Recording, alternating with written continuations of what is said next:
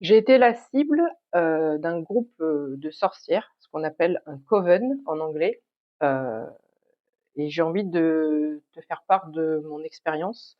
Euh, Ça ne justifie pas les choses, mais ça te permettra de comprendre pourquoi je suis complètement à la ramasse, en dehors de ma fatigue, pourquoi j'ai autant de difficultés à trouver mes mots, etc. Parce que bah, j'ai des restes de déperdition énergétique. Alors cette vidéo, elle est utile à des fins de connaître ce qui peut se passer dans le monde invisible, mais je voudrais partager cette expérience surtout pour les cartomanciens et les cartomanciennes qui auraient un peu trop le sourire, qui brilleraient un petit peu trop et qui, pour sans raison, pourraient déranger ceux qui n'ont pas d'âme, ceux qui sont blasés, ceux qui sont frustrés par la vie, ceux qui ne trouvent pas, ils trouvent rien pour être bien. Dès qu'ils repèrent une personne, au lieu de s'interroger, d'avancer, de travailler sur eux-mêmes, eh bien, ils viennent te perturber et aspirer ta joie, ton bonheur, ton énergie. C'est réel. Story time. Alors, je vais essayer de pas être trop confuse, mais étant donné les circonstances, je risque de l'être. Donc, on va essayer de rester concentré. J'ai mis mes écouteurs pour que tu puisses m'entendre un peu mieux. J'espère que ça fonctionnera correctement. On est à peu près début mai. Début mai. Donc ces groupes, ces covens, ces groupes de sorcières sont en général par nombre de 13. Pas pour rien, elles sont en nombre de 13. Donc je commence à passer, on va dire 7-8 personnes, 7-8 femmes, pour lesquelles je me retrouve à faire exactement le même tirage. Plus le temps avance et plus je les passe en guidance et plus je me sens vraiment fatiguée, mais je me rends compte de rien sur le moment. Donc j'en passe 7-8 avant de comprendre. Je me dis, il y a quand même un truc très étrange, c'est que ces femmes, elles sont toutes médiums, elles ont toute la carte de la sorcière. Il y a l'épée, il y a la trahison, il y a pour certaines d'entre elles la culpabilité, mais pas toutes. Le travail occulte, etc., etc. Enfin, je me dis, il y a quand même un truc très très bizarre là-dedans. Je m'en aperçois le jour où quelqu'un me demande un soin énergétique. Ok. Donc cette personne évoque un sujet que je ne vais pas développer ici. Cette personne évoque un sujet qui que je connais très bien. Et ce qu'elle dit en fait, pour moi, ça me fait tilt tout de suite. Je me dis c'est du flan.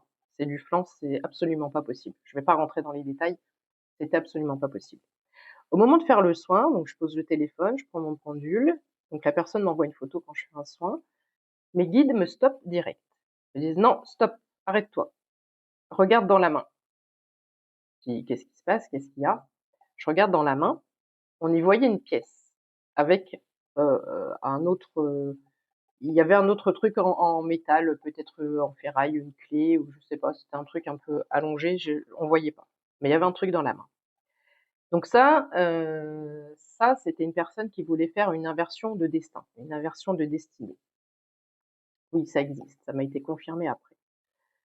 Donc les jours passent, le temps passe, je me dis mais c'est quand même étrange et j'ai plus aucune demande de personne normale entre guillemets. Donc il faut savoir qu'au préalable, ces gens-là font un travail énergétique pour bloquer tous ceux ou celles qui voudraient venir vers moi pour un soin ou une guidance. Donc c'est-à-dire qu'on écarte ça, on fait du travail sur les autres et on fait du travail sur moi pour éjecter, pour repousser toute éventuelle demande, donc travail sur photo. Euh, donc voilà. Le temps continue à passer, etc. Je commence à être épuisée, mais vraiment épuisée. Je tombe sur et ce qu'il faut savoir, c'est que quand j'ai des médiums ou des personnes qui ont des capacités avec un canal, etc., ou qui font de la sorcellerie, la connexion ne se fait pas tout de suite. Il y a une espèce de blocage automatique qui se fait et j'ai du mal à entrer dans les énergies. Donc c'est à partir de ce moment-là que je sais que la personne peut potentiellement, soit c'est une médium et elle veut juste voir si je le vois, si voilà, enfin bref, passons. Il faut savoir que ces personnes, elles vont venir vers toi, elles n'ont pas vraiment d'interrogations. Elles n'ont pas vraiment de questions, elles n'ont pas vraiment de sujet. Elles vont inventer des trucs et voilà, ça tient pas forcément la route. Donc ça peut te donner un élément pour te faire tilt. Tu vas pas t'en rendre compte forcément tout de suite. Ces personnes, au fur et à mesure, en fait, on part du départ, c'est peut-être des personnes qui sont en formation, c'est les moins puissantes, les moins fortes et au fur et à mesure des jours, donc tout ça, c'est passé en 3 semaines, hein, grosso modo. Au fur et à mesure des jours, on t'envoie les plus puissants, les plus puissantes. Il y en a une que je retiens particulièrement, que j'ai vraiment en tête, c'est que pour plaisanter, je lui dis: «Ah non, mais me dis pas que la série elle continue en gros et que toi aussi tu es médium ou machin». Et là, elle rigole, mais avec un sourire un peu narquois et tout. Je me dis: «Putain, non, allez, c'est reparti». Hem, on fait le tirage et cetera. Hem et là, je voyais qu'en fait, c'est des personnes aussi qui ne parlent pas beaucoup parce qu'elles ont besoin de se concentrer. Elles ont besoin de se concentrer avec leur mental. Si tu es cartomancienne, tu peux te rendre compte aussi de la supercherie quand les personnes, disent quasiment rien. Parce qu'ils sont concentrés à t'envoyer des trucs ou à t'aspirer des trucs. Donc cette personne, elle fermait carrément les yeux à des moments et tout. Elle me dit: tu sens dans le ventre, hein, ça chatouille, hein». Parce qu'en fait, elle a capté, que j'avais compris, mais je n'avais pas tout mon discernement. Tu vas me dire: «Pourquoi t'as pas coupé, t'as pas arrêté la vidéo?» Parce qu'il y a quelque chose qui m'empêchait de prendre action. J'avais pas tout mon esprit, c'était pas voilà, c'est de la perturbation énergétique, donc tu es perturbé même dans les choses que tu fais dans ton action. Donc les choses se passent et cetera. Sur la fin de guidance, elle ferme les yeux aussi et là, par contre, je sens énergétiquement que mon corps fait ça et je me sens pas bien, je suis limite à tomber dans les pommes, à m'évanouir. Comme si vraiment, il y a un film sur Netflix, je sais plus comment il s'appelle, où il y a des créatures, et cetera. Il y a un portail énergétique et ils sont un peu avec des couleurs vertes. Et à un moment donné, il y a un sorcier, le chef de la bande, qui est sorcier et qui aspire comme ça l'énergie et les âmes, et pouf, un peu comme aussi la momie, tu vois, où on aspire et ça fait mourir les gens. J'ai vraiment ressenti ça. Et ça, c'est pas une blague, c'est pas du fictif, ça existe vraiment.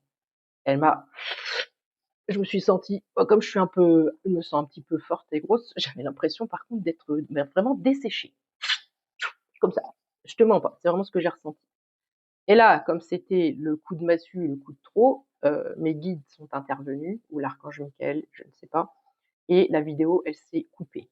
La vidéo s'est coupée. Donc voilà. Lors d'une autre guidance, je me suis mise à pleurer aussi, j'ai craqué émotionnellement, je me suis mise à pleurer, donc la fatigue plus, la perturbation, mentale, émotionnelle qu'il t'envoie. En fait, celle du début, elle t'envoie des perturbations pour que celle de la fin, elle puisse t'aspirer. Donc j'ai pleuré, pourquoi? Parce que, je me disais: «C'est pas possible, mais qu'est-ce qui se passe?» J'avais les cartes, d'accord? J'avais un tirage, j'avais les cartes, mais j'avais pas la médiumnité, j'avais pas l'intuition, je captais pas des choses supplémentaires, j'arrivais pas à interpréter. Je devais recommencer, c'était pas clair, c'était pas fluide et je pensais que ça venait de moi. Donc je culpabilisais en plus, alors que ça ne venait pas de moi.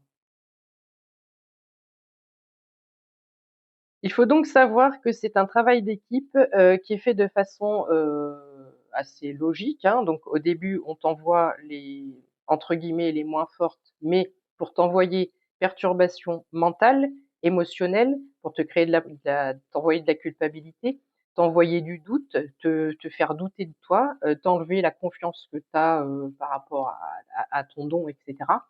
On vient vraiment, t'envoyer de la confusion, d'accord? Sur les 6, 7 voire 8 premières personnes et celle de la fin, jusqu'à la 13e, au 13e, parce qu'il y a aussi des masculins qui font ça, on t'envoie le coup de massue. C'est-à-dire que maintenant qu'on t'a déstabilisé mentalement, émotionnellement et cetera, et ben, maintenant on va passer à l'acte et on va t'aspirer.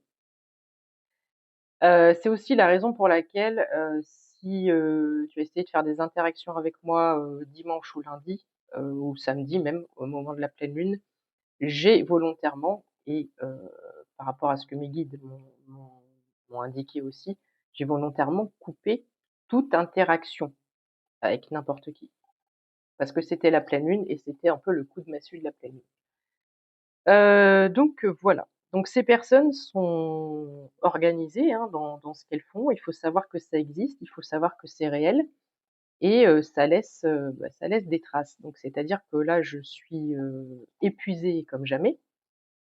Je suis encore confuse, c'est pour ça que dans mes tirages, je ne trouve pas mes mots, j'emploie des mots à la place d'autres, des choses très simples pourtant.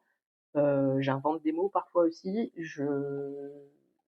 J'ai beaucoup de difficultés à m'exprimer parce qu'il y a un reste énergétique.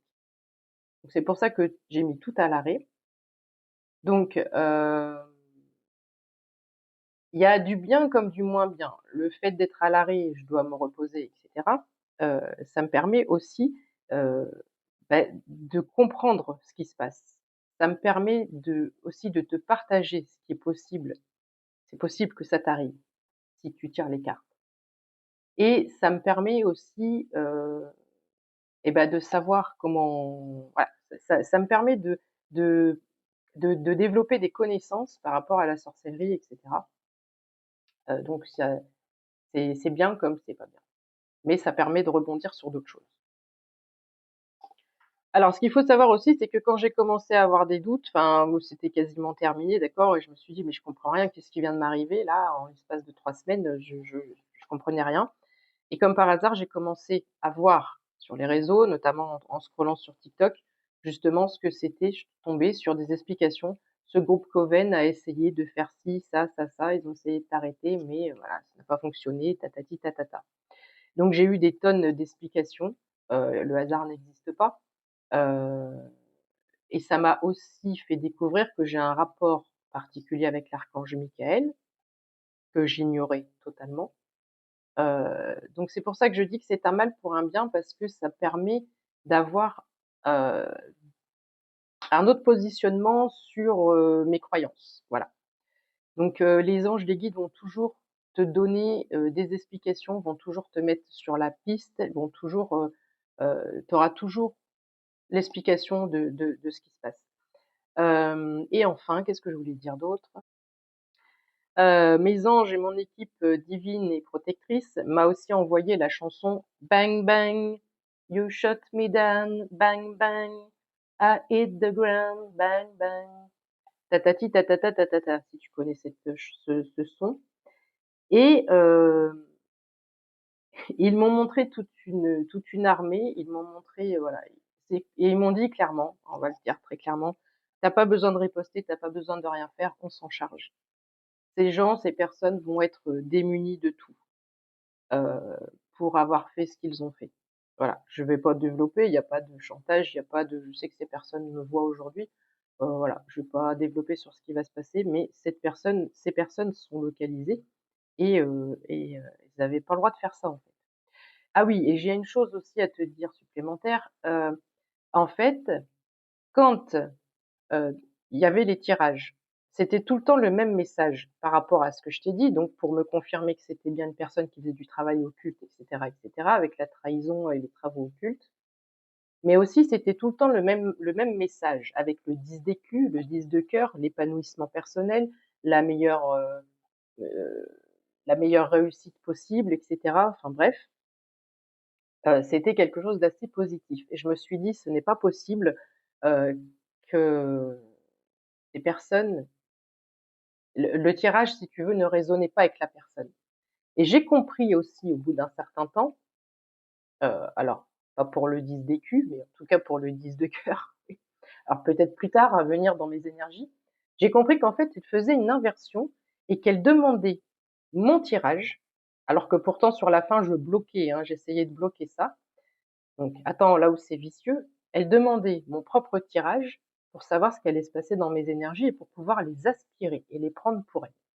On est toujours sur cette notion d'inversion énergétique, inversion de destinée, d'aspirer le chakra du plexus solaire, d'aspirer les énergies, d'épanouissement, les énergies de réussite, d'abondance, même si c'est de l'abondance d'amour, pas forcément financière. Et je me suis dit: «Mais» j'ai demandé à mes guides: «Comment c'est possible? Comment elles font?» Quand je fais un tirage, je donne le prénom de la personne et je dis: «Merci de me donner les énergies de telle personne, que peut-on dire pour telle personne?» et cetera et cetera. Alors, la réponse, elle est très simple. En fait, on te donne un faux prénom. Et eux, en amont, enfin, elles pour le coup, elles vont faire leur truc de leur côté en disant, en gros, chaque fois que Didi va dire ce prénom-là, c'est pas ce prénom-là qui est à prendre en compte, c'est tel autre pseudo, prénom, enfin peu importe. Voilà. Donc il y a une inversion au niveau de la lecture énergétique du tirage qui est possible quand la personne te donne un faux prénom. Et c'est pour ça que ça collait pas, et c'est aussi pour ça que dans certaines guidances, je les appelais pas par leur prénom, je buguais et je donnais un autre prénom. Je disais, mais pourquoi j'arrive pas avec ton prénom? Il y a un truc qui va pas. Et ça, mes anges, mes guides me l'ont dit après. Voilà.